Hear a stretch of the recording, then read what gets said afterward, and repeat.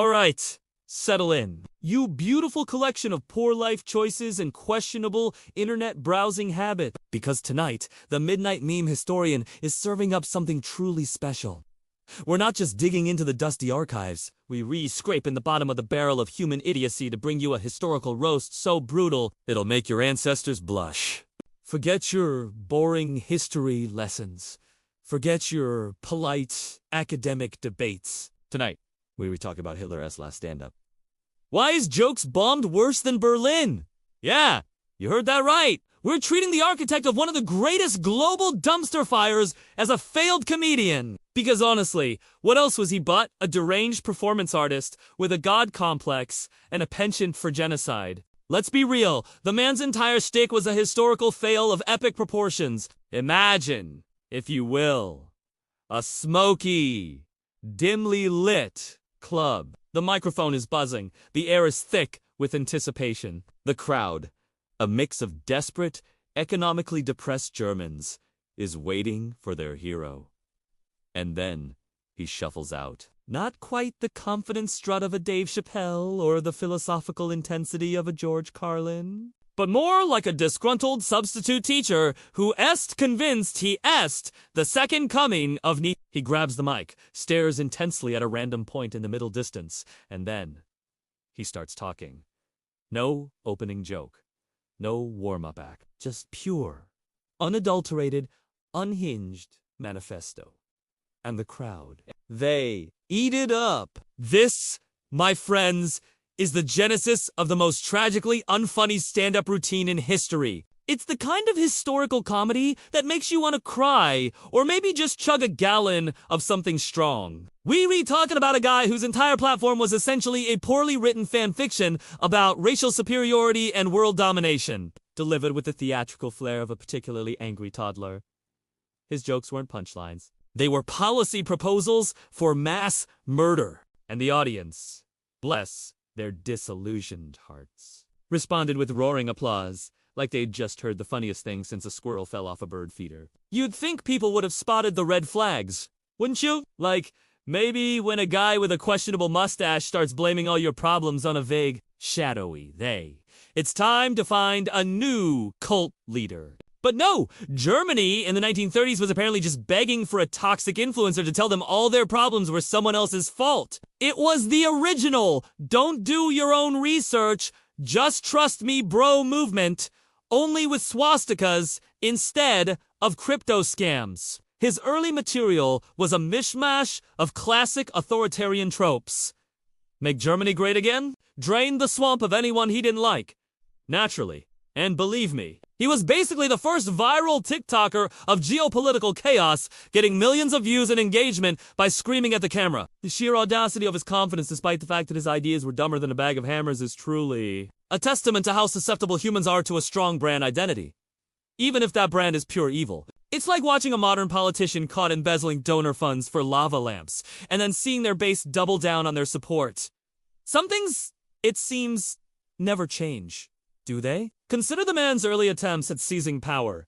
The infamous beer hall putsch in 19... This wasn't a carefully orchestrated coup. It was more like a college frat prank gone horribly wrong. Or perhaps the pilot episode of Drunk History, where everyone forgot their lines and brought actual beer. Hitler, with his gang of assorted goons, burst into a political meeting, declared a national revolution, and then apparently got cold feet, allowing the very people he was overthrowing to escape. Holy shit. Really? It was less a putsch and more a public intoxication incident that accidentally involved a few thousand armed men. The audacity.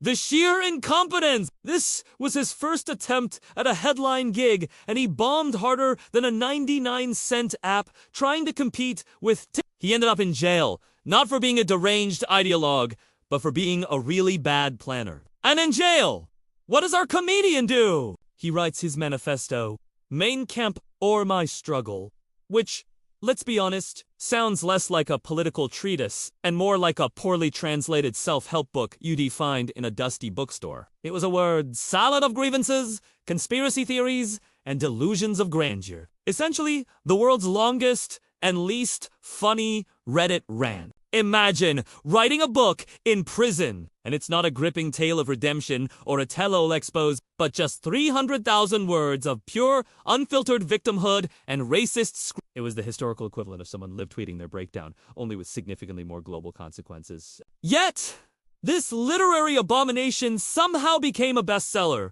proving that sometimes the market for pure, unadulterated nonsense is truly limitless. It's like when a certain former president publishes a book of his ramblings and his base buys it up like it's a cure for all their woes. Some jokes just keep landing, even when they're not funny. The sheer audacity of his self-belief, even after such a public faceplant, is Most people, after leading a failed coup and getting arrested, would perhaps reconsider their career choices, maybe take up pottery or professional napping, but not Hitler. Oh no. He used his time in the clink to refine his material, sharpening his hateful rhetoric, and perfecting his stage presence, which mostly involved a lot of arm-waving and shouting. It's like a stand-up comedian who gets booed off stage, but instead of reflecting on their jokes, they decide the audience is just too stupid to understand their genius. And then they double down on the exact same terrible jokes,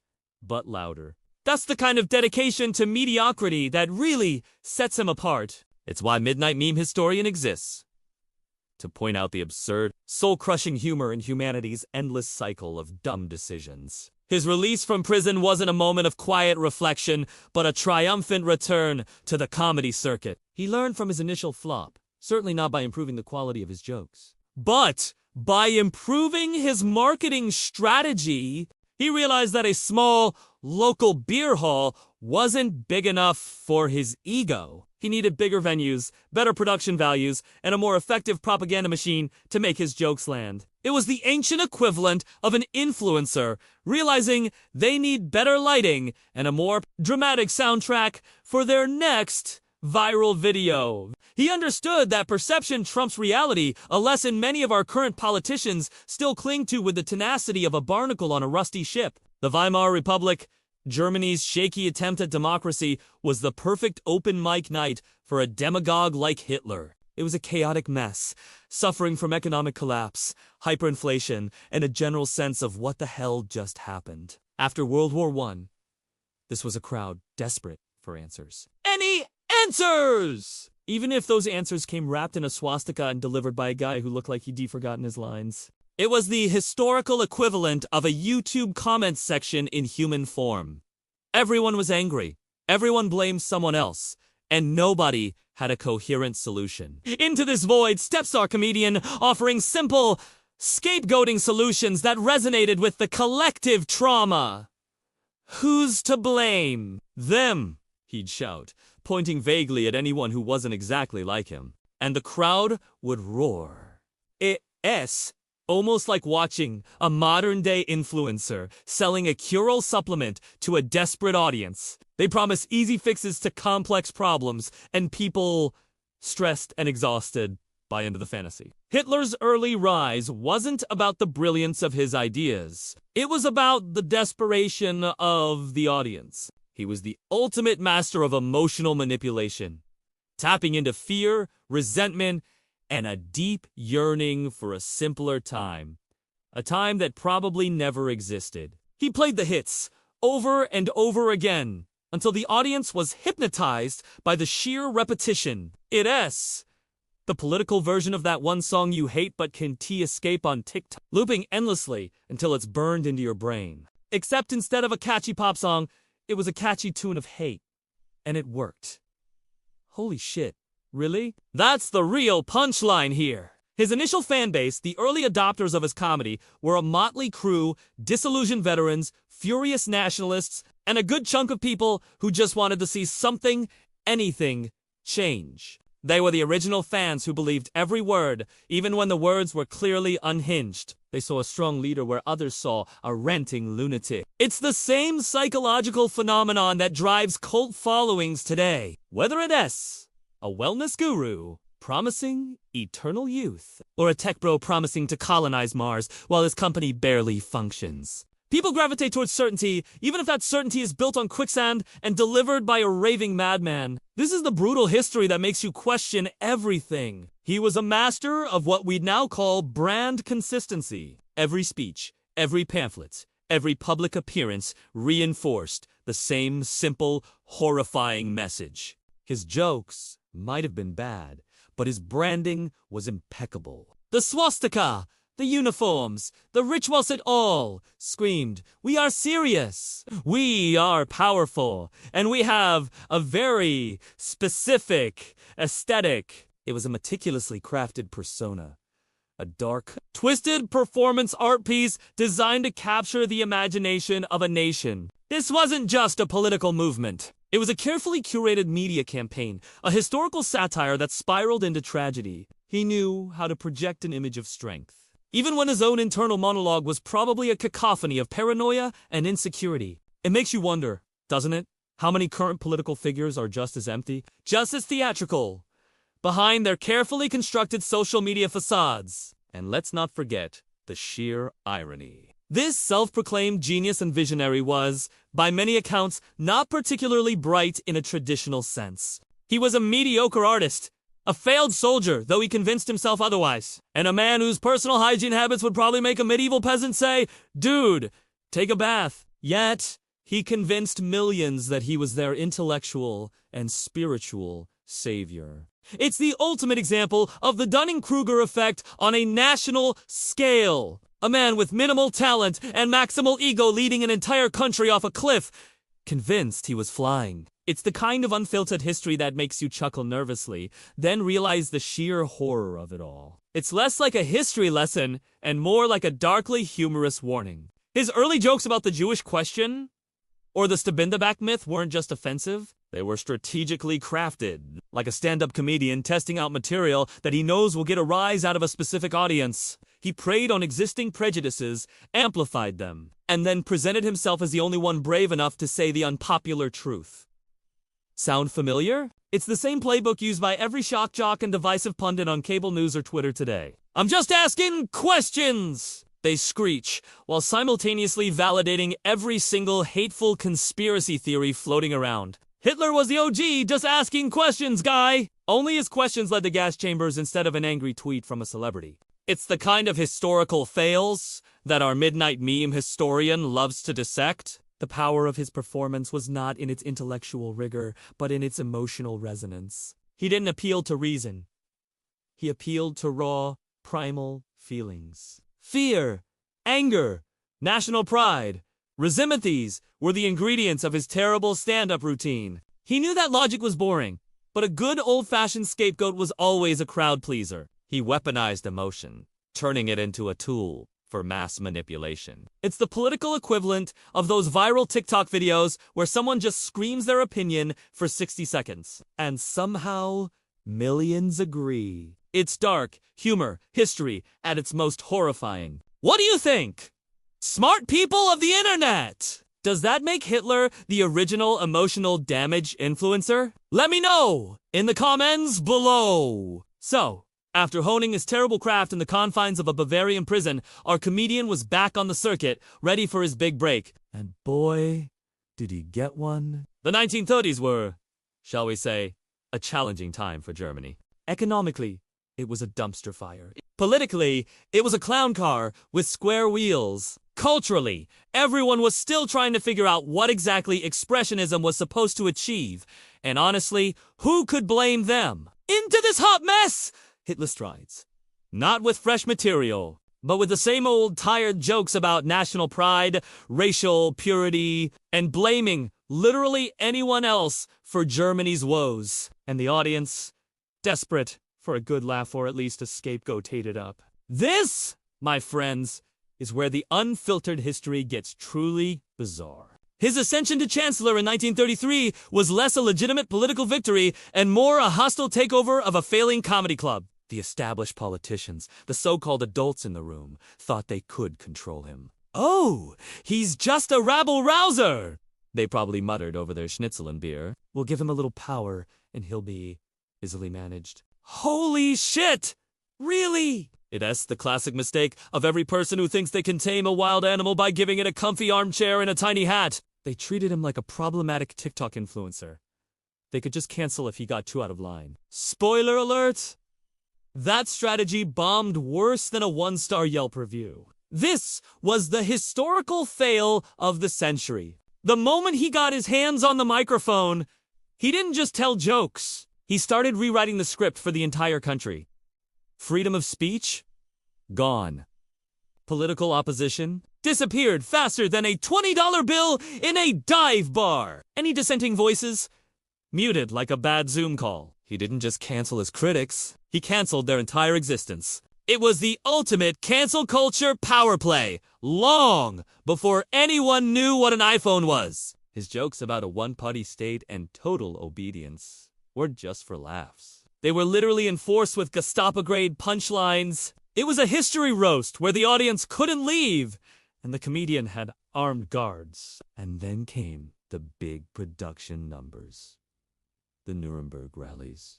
These weren't just political gatherings. They were elaborate, theatrical spectacles designed to stun and awe. Think Super Bowl halftime show meets a horror movie, directed by a megalomaniac. Thousands of uniformed followers, torchlit processions, dramatic speeches under massive banners. It was pure performance art.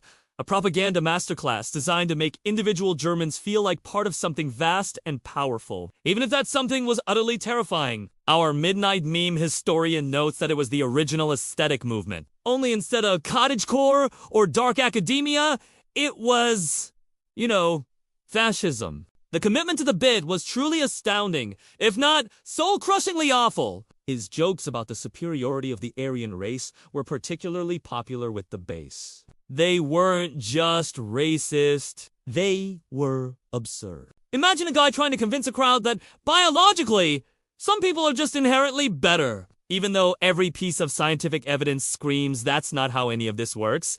You absolute clown. It's like a flat earther trying to explain gravity, only with more genocidal intent. Yet, people bought it! They embraced this absurd, pseudo-scientific fantasy. Like it was the latest wellness trend promising to detox their aura. It was a historical fail that defied all logic. And yet, here we are, still picking up the pieces. One of his dumbest decisions, right out of the gate, was the systematic purging of intellectuals, artists, and scientists who didn't fit his narrow, idiotic worldview. He famously burned books, denounced degenerate arts, and drove out some of the greatest minds in Germany, many of whom were Jewish. Holy shit. Really? It's like a stand-up comedian deciding that because he doesn't understand quantum physics, then quantum physics must be fake news and all physicists should be fired. He actively hobbled his own country's intellectual engine, forcing brilliant people to flee and contribute to the scientific and artistic advancements of other nations. It's the ultimate self-sabotage. Like a tech company firing all its best engineers because they do UN believe in the CEO's wild, unproven NFT scheme. The irony is, these degenerate artists and scientists went on to win Nobel Prizes and create masterpieces while Germany was busy digging itself into a hole. It's the kind of brutal history that almost makes you laugh if it didn't involve so much actual suffering. And then there was his economic policy. A masterclass in fake it till you make it that eventually devolved into print money till you break it. He rebuilt the German economy, ostensibly by ignoring international debt, rearming the military in direct violation of treaties, and essentially running the country like a massive Ponzi scheme. It was like a Wall Street hedge fund manager on bath salts, convinced he could defy the laws of economics through sheer willpower and a strong brand. He created jobs. Sure, but those jobs were mostly building tanks and preparing for war, which, as a long-term economic strategy, tends to have some significant drawbacks. It's a bit like a modern-day government deciding to solve unemployment by paying everyone to dig holes and then fill them back up, only with more goose-stepping. What do you guys think? Is that better or worse than the time a certain politician suggested we just print more money to pay off the national debt? Discuss. Blow. His foreign policy jokes were equally absurd. He started annexing neighboring territories under the guise of unifying German speakers. A strategy so transparent, it was like watching a 6-year-old try to hide a cookie from their mom. Oh, Austria just wants to be part of us. honest. And the Sudetenland! They're practically begging! Holy shit! Really? It was the geopolitical equivalent of a creep showing up at your ex's new partner's house and claiming they just want to be friends. The international community, like a group of bewildered parents, kept saying, Now! Adolf! Don't you think that's enough? And he just kept pushing, convinced they were too weak or too stupid to stop him. This was historical satire at its most terrifyingly accurate, an unfiltered history of delusion meeting appeasement. The Munich Agreement in 1938 was the ultimate punchline of appeasement. British Prime Minister Neville Chamberlain returned from meeting Hitler, waving a piece of paper, declaring peace for our time. It's like a landlord coming back from negotiating with a squatter who's taken over the entire building, and proudly announcing he promised he wouldn't take over the next building. Chamberlain, bless his naive heart, genuinely believed he could reason with a man whose entire worldview was based on irrational aggression. He essentially gave Hitler a trophy for his bad behavior, guaranteeing that he would only escalate. It was a historical fail so epic it deserves its own dark humor history special. It was the moment the world collectively decided to let the class bully take over the playground, hoping he'd just get bored. Spoiler alert, he didn't get bored. He got worse! Speaking of worse, let's talk about his personal life, or what we know of it. The man who demanded absolute purity and discipline from his nation was a mess of contradictions. He was a hypochondriac who got multiple daily injections from his quack doctor, a vegetarian who allegedly suffered from chronic flex, and a notorious neat freak whose personal life was apparently as messy as his geopolitical ambitions. He was basically the ultimate do as I say, not as I do meme, long before memes were even a twinkle in the internet's eye. This historical roast just keeps getting better, doesn't it? The sheer audacity of this guy, demanding so much from everyone else, while likely battling his own internal dumpster fire. His obsession with the occult, with destiny, and with astrological predictions was another layer of absurdity. This was a man making life and death decisions for millions based on the kind of stuff you'd find in the back pages of a supermarket tabloid. It's like a modern CEO making billion-dollar investment decisions based on the phase of the moon and a psychic's reading. Holy shit, really? The leader of a technologically advanced nation, consulting with astrologers and believing in some vague force guiding his actions. It's the kind of unfiltered history that makes you wonder if humanity ever really grew up. It's less governance and more a deranged role-playing game. And the irony of his artistic ambitions. This failed painter, whose landscapes were apparently so unremarkable they couldn't even get him into art school, decided he was the ultimate arbiter of good taste. He personally approved architectural plans that were both grandiose and soulless, and despised modern art as degenerate, even as his own aesthetic was a bizarre mix of Roman kitsch and Teutonic propaganda. It's like a TikTok influencer who can't hold a tune deciding they're going to judge the Grammys. He wanted to reshape the world, but couldn't even master perspective drawing. The Midnight Meme historian finds this particular brand of delusion to be a goldmine for dark humor history. The man was a walking, talking historical fail, a living embodiment of the Peter Principle, where he was promoted far beyond his actual competence, all the way to global catastrophe. Now, if you thought the warm-up act was bad, wait until you see the main event of Hitler's last stand-up. Once he had the microphone and a captive audience, he unleashed his greatest jokes. The invasion of Poland, the blitz, and the full-blown escalation into World War II. This wasn't just a regional conflict. It was the ultimate hold might be a moment in global history, where one angry dude decided to rearrange the entire continent like a particularly aggressive game of Sims. And the world, still collectively scratching its head after his earlier antics, finally realized this wasn't just a really bad open mic night. It was an apocalyptic comedy special. This is the kind of brutal history that makes you delete your browsing history for all eternity. His decision to invade Poland in 1939 was a masterpiece of strategic incompetence cloaked in the illusion of genius. He thought he could just roll in, grab some territory, and everyone would just shrug. Oh! Adolf's at it again. What a scamp. Holy shit. Really? He genuinely believed the international community would continue to appease him despite all evidence to the contrary. It's like that one guy on the internet who keeps posting inflammatory comments. genuinely surprised when he finally gets banned. He kept pushing the boundaries, convinced there were no real consequences, only more opportunities for his terrible material to shine. This historical fail was so predictable, it was practically a meme before memes existed. And the Blitzkrieg itself was a kind of dark, twisted performance art.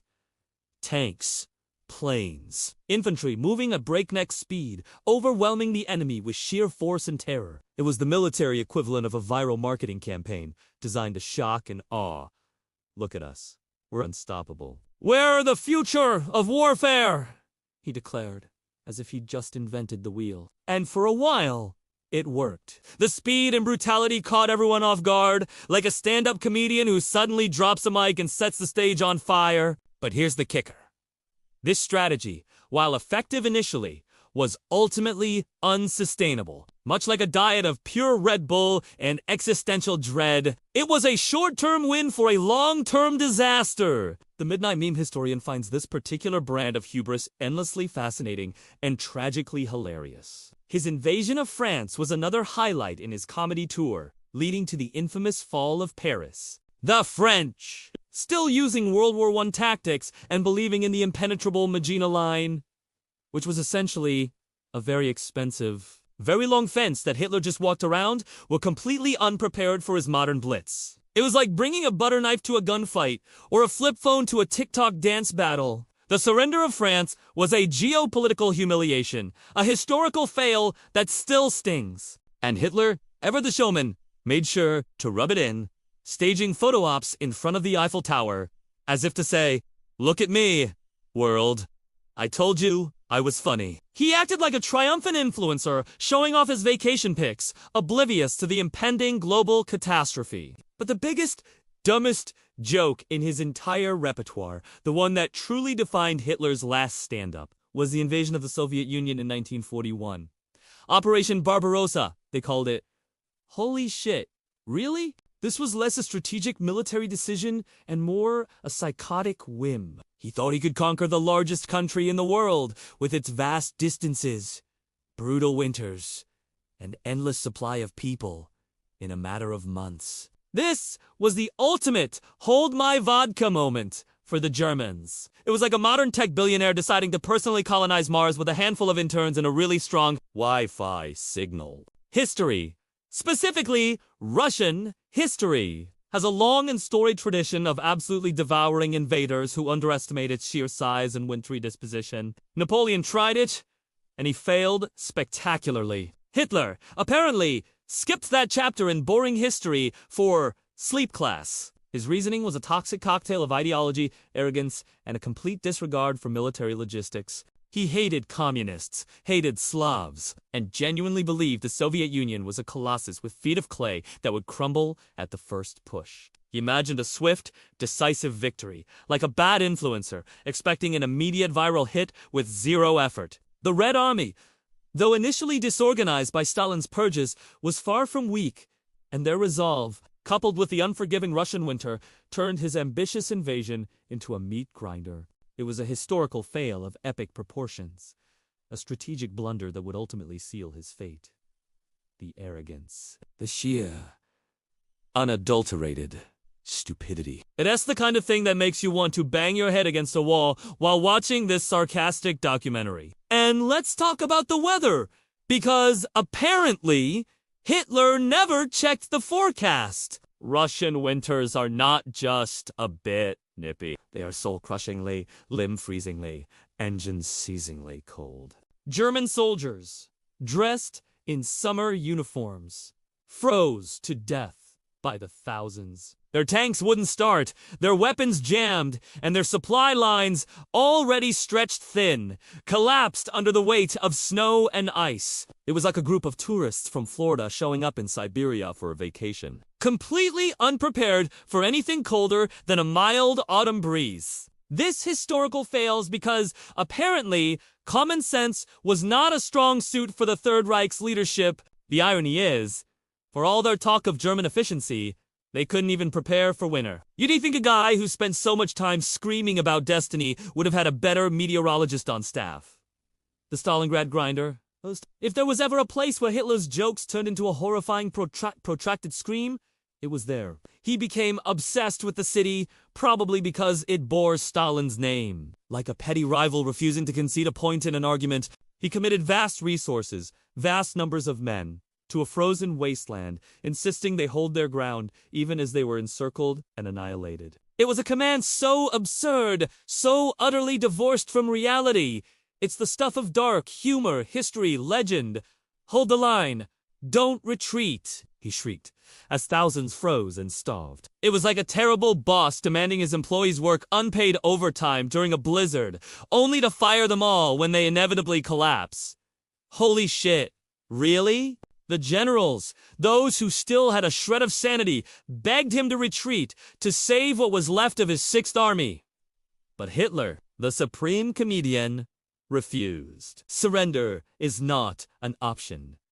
We will hold Stalingrad, he declared, as if sheer willpower could conjure up supplies and warm clothing. It was the ultimate display of a deluded leader doubling down on a losing bet. Like a crypto bro who keeps buying into a meme coin that's clearly spiraling to zero. His ego, fragile as a porcelain doll, could not admit defeat. And so, an entire army was sacrificed on the altar of his pride, a historical fail so colossal it still boggles the mind. What were they thinking?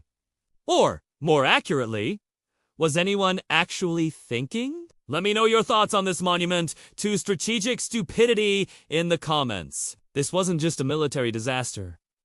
It was a psychological turning point. Stalingrad shattered the myth of German invincibility. It was the moment the audience started to realize that the comedian on stage was unjust telling bad jokes. He was actively setting the theater on fire. The laughter died, replaced by a grim realization that the entire performance was headed for a catastrophic finale. He acted like a triumphant influencer, showing off his vacation pics, oblivious to the impending global catastrophe. But the biggest, dumbest joke in his entire repertoire, the one that truly defined Hitler's last stand-up, was the invasion of the Soviet Union in Operation Barbarossa! They called it?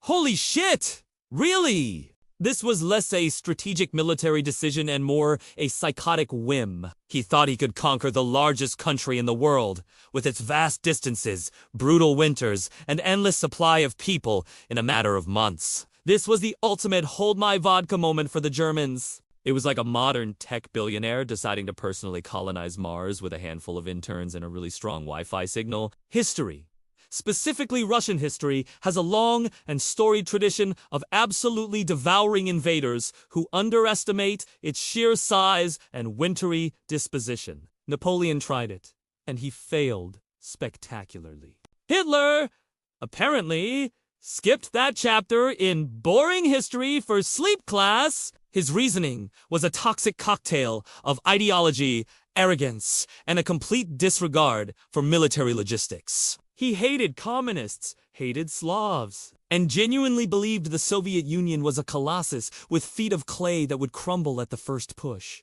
He imagined a swift, decisive victory, like a bad influencer, expecting an immediate viral hit with zero effort. The Red Army, though initially disorganized by Stalin's purges, was far from weak, and their resolve, coupled with the unforgiving Russian winter, turned his ambitious invasion into a meat grinder. It was a historical fail of epic proportions, a strategic blunder that would ultimately seal his fate. The arrogance, the sheer, unadulterated stupidity. It's the kind of thing that makes you want to bang your head against a wall while watching this sarcastic documentary. And let's talk about the weather, because apparently Hitler never checked the forecast. Russian winters are not just a bit nippy. They are so crushingly, limb-freezingly, engine-seizingly cold. German soldiers, dressed in summer uniforms, froze to death by the thousands. Their tanks wouldn't start, their weapons jammed, and their supply lines, already stretched thin, collapsed under the weight of snow and ice. It was like a group of tourists from Florida showing up in Siberia for a vacation, completely unprepared for anything colder than a mild autumn breeze. This historical fails because, apparently, common sense was not a strong suit for the Third Reich's leadership. The irony is, for all their talk of German efficiency, they couldn't even prepare for winter. You do think a guy who spent so much time screaming about destiny would have had a better meteorologist on staff? The Stalingrad grinder. Oh, if there was ever a place where Hitler's jokes turned into a horrifying, protracted scream, it was there. He became obsessed with the city, probably because it bore Stalin's name, like a petty rival, refusing to concede a point in an argument. He committed vast resources, vast numbers of men, to a frozen wasteland, insisting they hold their ground even as they were encircled and annihilated. It was a command so absurd, so utterly divorced from reality. It's the stuff of dark humor history legend. "Hold the line! Don't retreat!" he shrieked, as thousands froze and starved. It was like a terrible boss demanding his employees work unpaid overtime during a blizzard, only to fire them all when they inevitably collapse. Holy shit. Really? The generals, those who still had a shred of sanity, begged him to retreat, to save what was left of his Sixth Army. But Hitler, the supreme comedian, refused. Surrender is not an option. "We will hold Stalingrad," he declared, as if sheer willpower could conjure up supplies and warm clothing. It was the ultimate display of a deluded leader doubling down on a losing bet. Like a crypto bro who keeps buying into a meme coin that's clearly spiraling to zero. His ego, fragile as a porcelain doll, could not admit defeat. And so, an entire army was sacrificed on the altar of his pride. A historical fail so colossal, it still boggles the mind. What were they thinking? Or more accurately, was anyone actually thinking? Let me know your thoughts on this monument to strategic stupidity in the comments. This wasn't just a military disaster. It was a psychological turning point. Stalingrad shattered the myth of German invincibility. It was the moment the audience started to realize that the comedian on stage was unjust telling bad jokes. He was actively setting the theater on fire. The laughter died, replaced by a grim realization that the entire performance was headed for a catastrophic finale. This period of unfiltered history is when the cracks in his carefully constructed persona really started to show. It's when the dark humor history turns truly, unbearably dark. As Hitler's last stand-up stumbled into its later acts, the jokes got darker, the punchlines more devastating. And the audience, which was now pretty much the entire world, was actively booing. The war became a desperate, protracted nightmare. And our comedian retreated further and further into his bunker. Literally and figuratively. His decisions, once merely idiotic, now bordered on pure, unhinged madness. Like a stand-up comic who's lost the crowd and resorts to screaming obscenities and throwing chairs. This is where the historical fails pile up faster than empty pizza boxers after a gaming marathon. Let's talk about the Fortress Europe joke. After the disastrous Russian campaign, Hitler decided he could just fortify the entire continent and make it impenetrable. He threw vast resources at building the Atlantic Wall, a series of coastal defenses stretching thousands of miles. Holy shit! Really? He believed a few concrete bunkers and some barbed wire could stop an Allied invasion. It was like putting a no trespassing sign on the Great Wall of China and expecting no one to climb over. This was a classic historical fail, a triumph of wishful thinking over military reality. The Midnight Meme historian sees this as the ultimate example of a leader trying to solve a complex strategic problem with a simple, visually appealing but utterly ineffective solution. Much like a modern politician promising to solve border issues with a big, beautiful wall that gets bypassed by a ladder and a friendly smile. The Allied D-Day landings in 1944 were the ultimate mic drop on his Fortress Europe fantasy, despite all his grand pronouncements and expensive fortifications. The Allies landed in Normandy, punching a massive hole in his supposedly impenetrable defenses. Hitler, meanwhile, was apparently taking a nap and couldn't be woken for crucial hours. Holy shit! Really? The leader of a nation at war, sleeping through the most important invasion of the 20th century. It's the military equivalent of a CEO sleeping through the launch of their biggest product, only to wake up and find their company has been acquired. This kind of unfiltered history makes you wonder if they were all just constantly on something, because this level of incompetence is almost unbelievable. His obsession with wonder weapons was another comedic highlight, if you have a truly twisted sense of humor, as the war turned against him. He pinned his hopes on V-1 flying bombs and V-2 rockets. These fantastical weapons, he believed, would turn the tide. These were less strategic game changers and more expensive temper tantrums. Technological marvels used mostly to terrorize civilian populations in London and Antwerp, rather than achieve any decisive military objective. It was like a desperate influencer seeing their engagement drop, investing all their money into a new, flashy camera, hoping it would make their boring content suddenly exciting. It didn't. These jokes mostly just caused more suffering and delayed the inevitable, proving once again that a bad idea, no matter how technologically advanced, is still a bad idea. And let's not forget the Ardennes Offensive, also known as the Battle of the Bulge. In late 19... This was Hitler's last desperate gamble on the Western Front. A surprise attack through the snow-covered forests, hoping to split the Allied forces. It was a strategic Hail Mary pass, thrown by a quarterback who was already concussed and missing half his team. Holy shit! Really?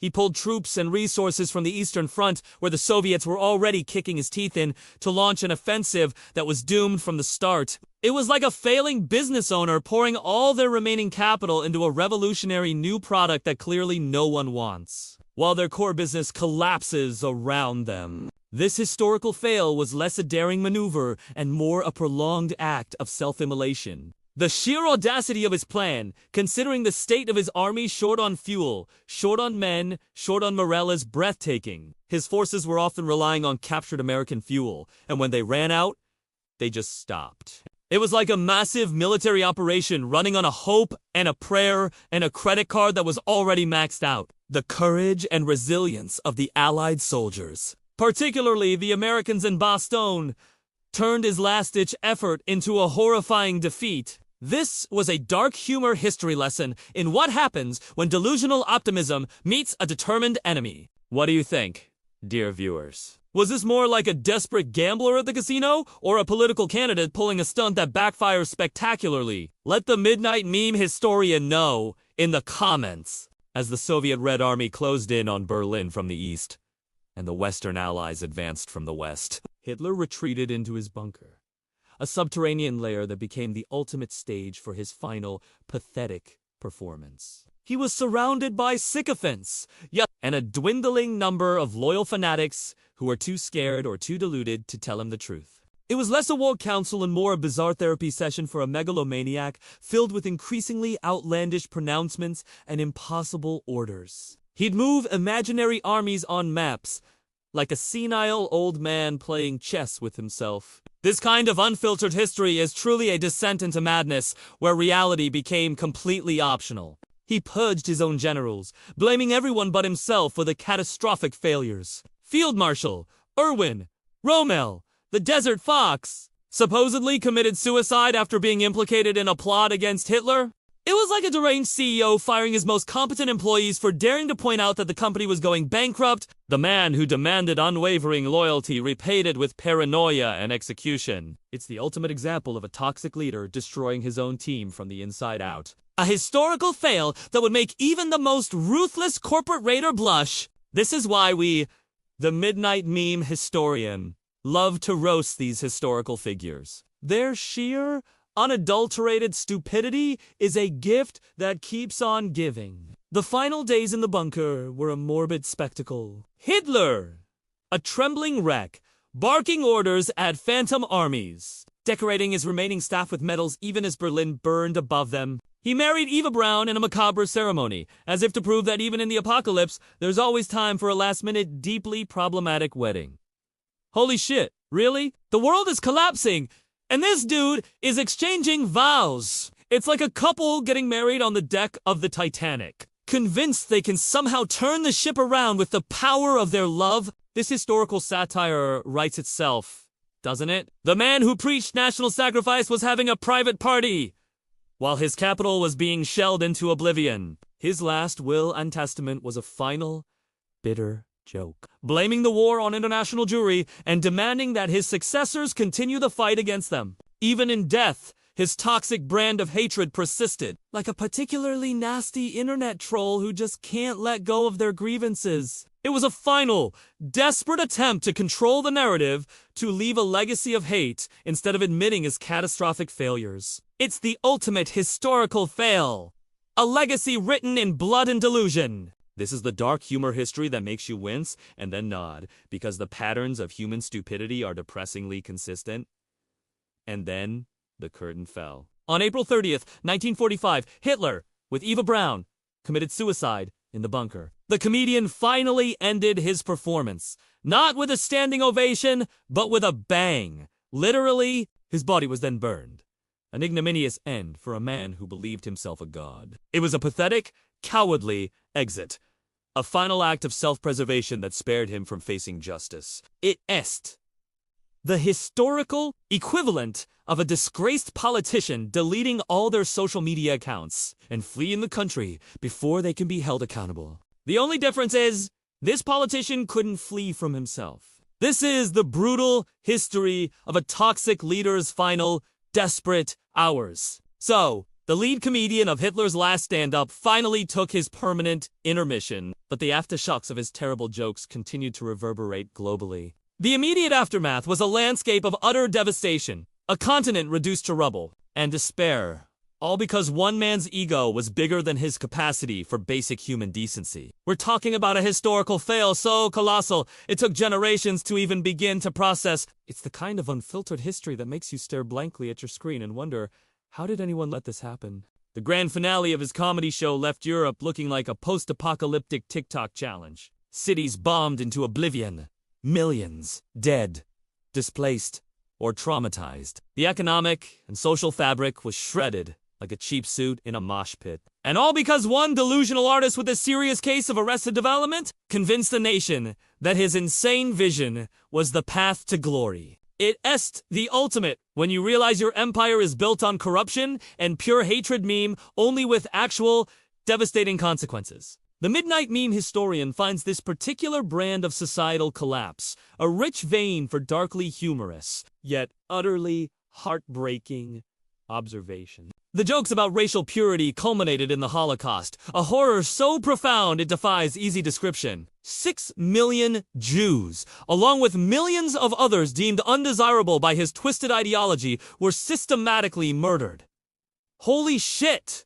Really? This wasn't just a policy. It was an industrial-scale extermination, meticulously planned and executed with cold, bureaucratic efficiency. It's the ultimate historical fail, a stain on humanity that will never fade. And it proves, beyond a shadow of a doubt, that the most dangerous jokes are the ones people actually believe. This isn't just dark humor history. It's a stark, brutal reminder of what happens when hate goes unchecked. And what about the collaborators? The people who stood by or actively participated in this monstrous comedy tour.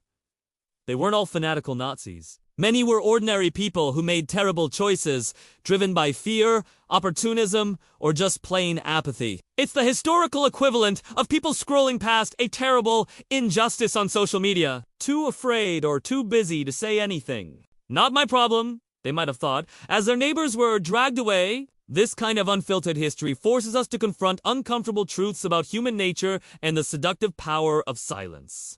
What would you have done? Honestly? If you were in that crowd? Tell me your thoughts! But keep it civil, folks. The war also saw the emergence of the United States as a global superpower, albeit a reluctant one. America. Initially, more concerned with its own domestic issues and the latest baseball scores, was dragged kicking and screaming into the conflict. It was like a chill older sibling, who finally has to intervene when they're younger. Unhinged, brother starts burning down the neighborhood. The sheer industrial might of the U.S., which Hitler had foolishly underestimated, proved decisive. He thought America was a soft, decadent nation, easily dismissed. Holy shit! Really? It's like a European influencer underestimating the sheer volume of fast food and patriotism a typical American can deploy when sufficiently motivated. That, my friends, was a massive historical fail on his part. The geopolitical landscape was irrevocably altered. The old European empires were shattered, replaced by a new Cold War dynamic between the victorious United States and the Soviet Union. It was like a massive board game where the old players were wiped out, and two new, equally grumpy players took over the table, glaring at each other over a pile of nuclear weapons. This was the long-term punchline of Hitler's global comedy act. He might have bombed, but he definitely changed the stage forever. And not for the better. Mostly, this is the sarcastic documentary version of global power shifts. The trials at Nuremberg, where the surviving Nazi leaders were brought to justice, were another critical act in this unfolding drama. For the first time, leaders were held accountable for crimes against humanity. A concept that didn't even exist before this particular historical fail. It was an attempt to make sense of the senseless, to put a legal framework around unimaginable evil. But let's be honest, no legal proceeding could ever truly capture the depth of the horror or provide adequate justice for the scale of suffering. It was less a comprehensive reckoning and more a symbolic gesture, a desperate attempt to put a lid on Pandora's box. After it had already unleashed all its terrors, the Midnight Meme historian sees it as humanity's collective, oops, maybe we shouldn't let crazy people run things moment. The legacy of Hitler's last stand-up isn't just about the war. It's about the enduring lessons or lack thereof about fascism, propaganda, and the fragility of democracy. Every time a new demagogue rises to power, every time a politician starts blaming them for everything, every time a charismatic leader promises simple solutions to complex problems, you can hear echoes of that terrible performance. It's the ultimate historical fails handbook. A brutal reminder that the playbook for tyranny is depressingly consistent, and humanity keeps forgetting to read the previous chapters. This is the unfiltered history that keeps you up at night wondering. And the irony, the sheer, gut-wrenching irony, is that even today, in 2025, you still find people, usually online, who parrot his hateful rhetoric or downplay the atrocities. Holy shit! Really? After all that, people still fall for the same old garbage, repackaged for the digital age. It's like a bad song that keeps getting remixed and going viral, even though it was terrible the first time around. The meme historian in me wants to believe we'd learn, but the cynic just sighs and starts making more coffee. It's a harsh truth. Some jokes, no matter how unfunny and destructive, just refuse to die. What fresh hell will humanity invent next? The global impact of Hitler's war also extended to the creation of institutions like the United Nations, a desperate attempt to prevent another such catastrophe. It was like a group of friends deciding to set up elaborate rules for their board game after one of them flipped the table over and set fire to the living room. Noble intentions, perhaps, but ultimately a continuous uphill battle against the inherent human capacity for irrationality and aggression. The UN, bless its bureaucratic heart, has spent decades trying to herd cats, or rather, trying to convince sovereign nations not to commit acts of monumental stupidity. It's a never-ending saga of diplomatic dark humor history. A constant negotiation against the specter of past historical fails, and the rebuilding of Europe, the Marshall Plan. A massive undertaking to reconstruct the devastated continent. This was less about pure altruism and more about preventing another cycle of despair and extremism that could lead to another global war. It was the ultimate lessons learned scenario, or at least, lessons we hoped we learned. The idea was to create economic stability, thus making people less susceptible to the siren call of angry men with bad mustaches and worse ideas. It was an investment in not having to deal with another Hitler's last stand-up. A pragmatic attempt to avoid future historical fails. This sarcastic documentary highlights that sometimes even good things come from the most horrific circumstances. But the psychological scars, the trauma, those remained. Entire generations grew up in the shadow of the war, carrying the weight of what happened. The jokes of hatred left an indelible mark, shaping national identities and individual psyches for decades. It's the kind of brutal history that reminds you that words, even absurd ones, have immense power to destroy. This is why we, at Midnight Meme Historian, believe it's so crucial to dissect these historical moments. Not just to learn facts, but to understand the patterns of human behavior that lead to such catastrophic outcomes. It's an unfiltered history lesson on the true cost of unchecked ego and widespread delusion. Now, let us peel back another layer of this utterly depressing onion and look at the comedian S' inner circle. The supporting cast of Hitler's last stand-up? Because no truly catastrophic leader is ever truly alone. They're always surrounded by a chorus of sycophants, opportunists, and true believers, each playing their part in the grand historical fail. Think of it as a reality TV show, but instead of vying for a rose, they were vying for their dear leader's approval with catastrophic global consequences. This, my friends, is a prime example of historical comedy that quickly devolved into a horror show. First up, we have Hermann Göring, the chubby, morphine-addicted head of the Luftwaffe, Germany's Air Force. He was basically the flamboyant, slightly unhinged sidekick, obsessed with uniforms, medals, and art stolen. Of course. His jokes mostly revolved around over-promising and like a TikTok influencer who guarantees you'll get six-pack ABs in 3 days. He famously promised that no enemy bomber would ever reach German soil. Holy shit. Really? Berlin ended up looking like a perpetually bombed-out parking lot. He was the ultimate Yasmin until things started going south.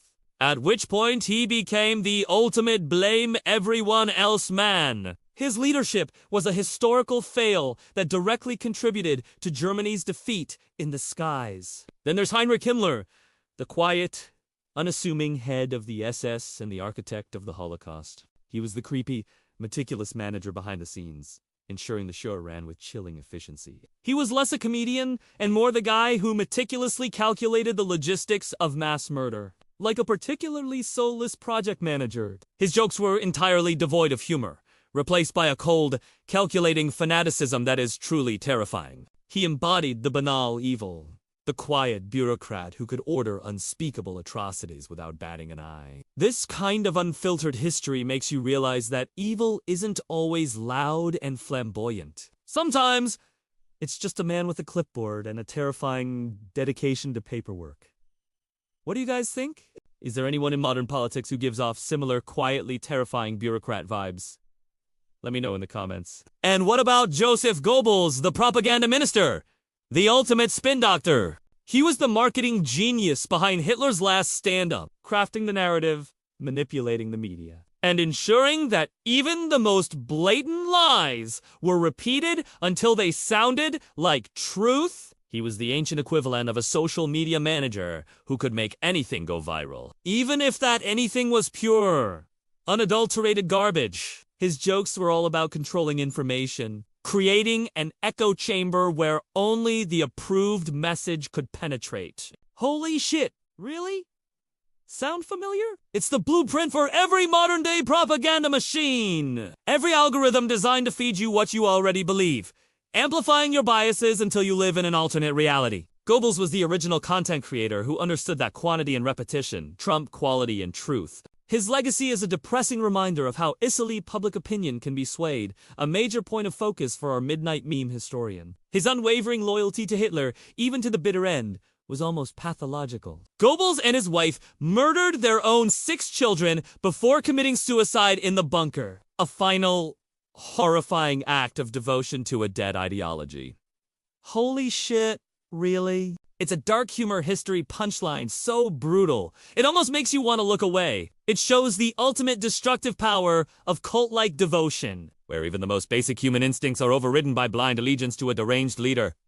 This historical fail wasn't just political, it was a complete collapse of humanity. Then there's Albert Speer, the architect, the good Nazi.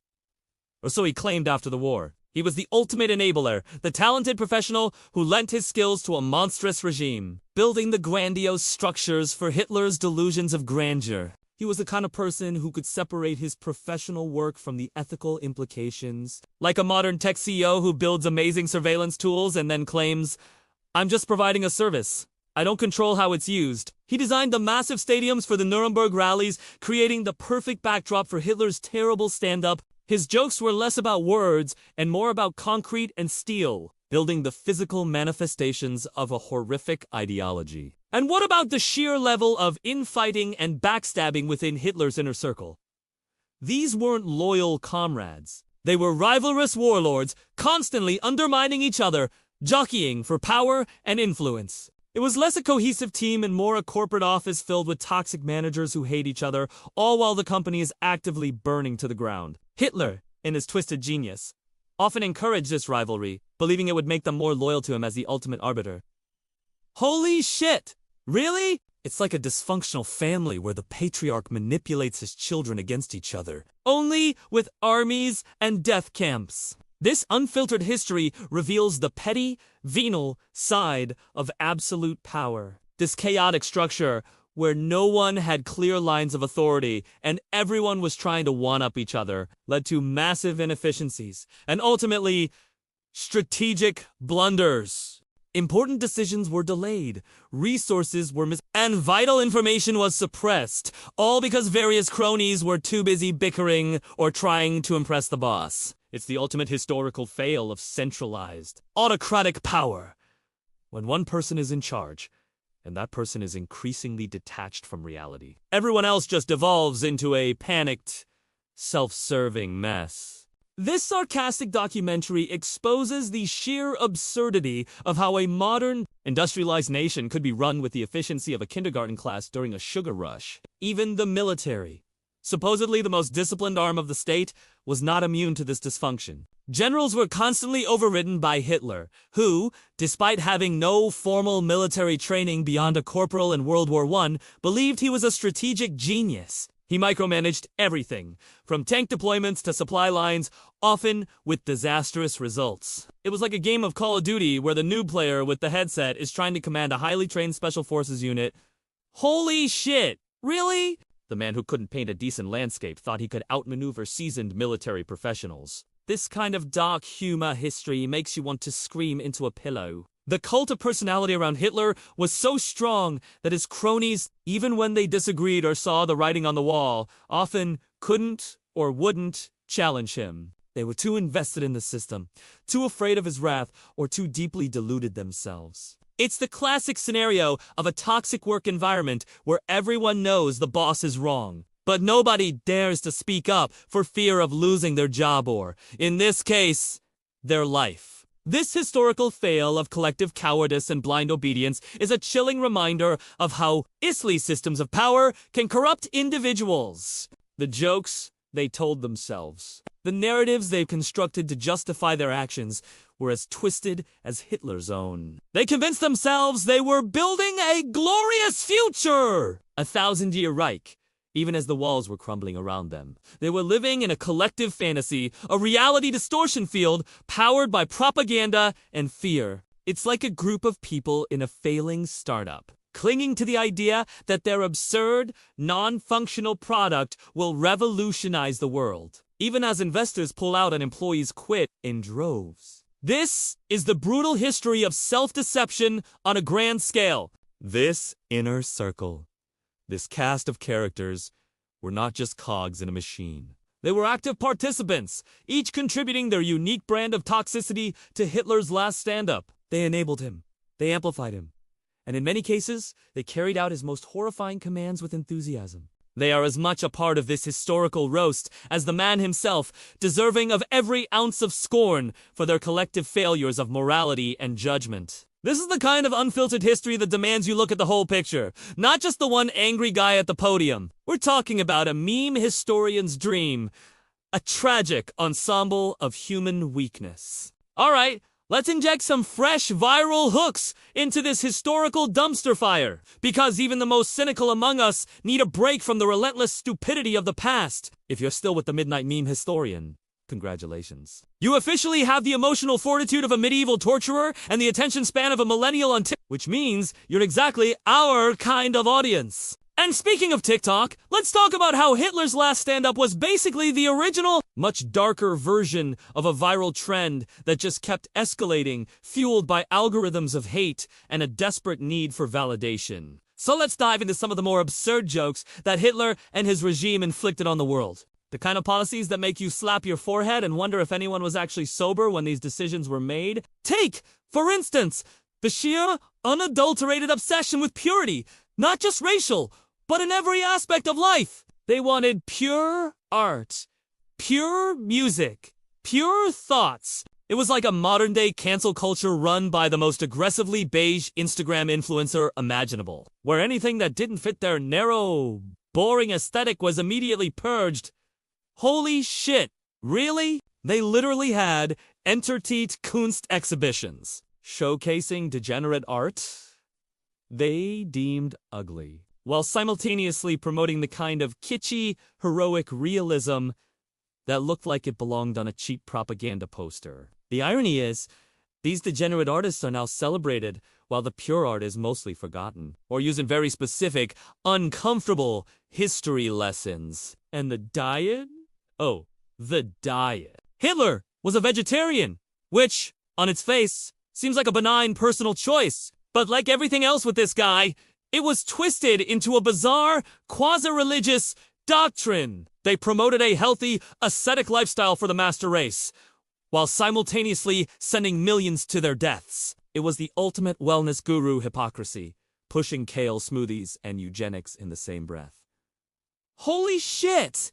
Really? Imagine your favorite clean-eating influencer advocating for a master race. It's the kind of dark humor history that highlights the utter depravity of their moral compass. The Midnight Meme historian is here to remind you that even the most seemingly innocuous details can be weaponized by tyrants. Then there was the bizarre cult of physical fitness and idealized Aryan body. They promoted this image of tall, blonde, blue-eyed superhumans, even though Hitler himself was none of those things. It was like a celebrity fitness trainer with a dad bod trying to sell you on their perfect body program. The ultimate do as I say, not as I look, historical fail. This aesthetic was everywhere, from propaganda posters to public health campaigns, creating an unattainable ideal that inevitably led to widespread body dysmorphia and a deeply unhealthy national obsession. It's like a TikTok trend where everyone tries to achieve an impossible standard of beauty, only with significantly more fascism and less dancing. And the Lebensborn program, which was essentially a state-sponsored breeding program for racially pure children. Holy shit, really? This wasn't just a policy. It was eugenics taken to its most horrifying and absurd extreme, like a deranged dating app trying to curate the perfect Aryan baby. They encouraged unwed mothers to have children with SS officers, hoping to increase the superior population. The children were then often taken from their mothers and raised in state institutions, all in the name of creating the next generation of Nazis. It's the kind of brutal history that makes you gag, because it's a grotesque perversion of basic human connection. This historical fails because it treats humans as commodities, not individuals. The Strength Through Joycraft Durch Freud program was another one of his jokes. On the surface, it sounded benevolent. State-sponsored leisure activities, vacations, and cultural events for the working class. Look how much we care about our people, they'd declare, while simultaneously gearing up for a genocidal war. It was the ultimate corporate PR stunt, offering perks to employees while secretly planning to work them to death. Holy shit.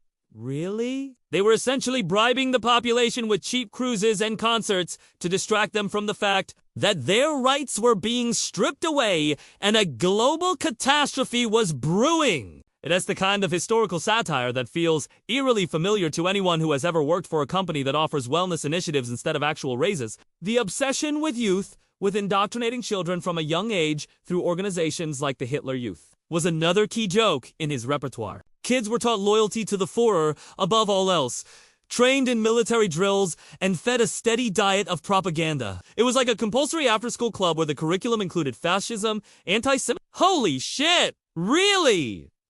They groomed an entire generation, turning them into fanatical adherents to a death cult. This kind of unfiltered history is a chilling reminder of how easily young minds can be poisoned by ideology. It's the ultimate meme historian's nightmare.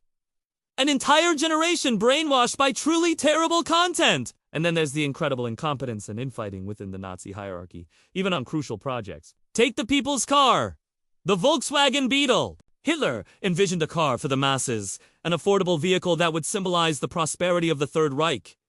A good idea, in theory. But the actual implementation was plagued by corruption, mismanagement, and the fact that the war efforts quickly diverted resources. Few citizens actually received the cars they paid for, with their payments diverted to fund military production. It was like a Kickstarter project that promised an amazing product but delivered nothing but excuses and broken dreams, while the creators bought themselves a yacht. This historical fail showcases that even their grand gestures were ultimately scams. The sheer absurdity of their racial classifications was another joke that landed terribly. They created these elaborate charts and pseudoscientific justifications for who was Aryan and who wasn't, often based on arbitrary measurements and a heavy dose of confirmation bias. It was like a particularly terrible sorting hat ceremony, but instead of houses, you got concentration camps.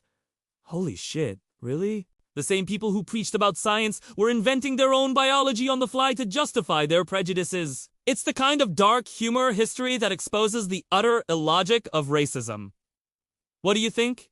Intelligent beings? Do modern algorithms for social credit or wellness scores have echoes of this kind of classification? Let me know. The Midnight Meme historian notes that Hitler's entire career was an exercise in theatrical overcompensation. A man who felt inadequate, who couldn't achieve conventional success, decided to achieve unconventional success by burning down the world. His jokes were the desperate cries of a narcissist who needed constant attention and validation, no matter the cost. And the world, unfortunately, gave him that stage. This is the brutal history of what happens when a failed artist gets too much power. Now, as Hitler's last stand-up careened towards its inevitably tragic conclusion, the jokes became less about propaganda and more about pure, unadulterated delusion. This was a man so detached from reality, he was essentially running his own private, apocalyptic improv show. The historical fails multiplied, each one dumber than the last, proving that absolute power doesn't just corrupt. It also makes you profoundly stupid, especially when you're already a great idiot. Let's talk about his personal health, because apparently, even genocidal dictators aren't immune to the ravages of, well, everything. By the end, Hitler was a physical wreck, shaking, probably riddled with Parkinson's, and pumped full of an insane cocktail of drugs by his quack personal physician, Theodor Moreau. Holy shit, really?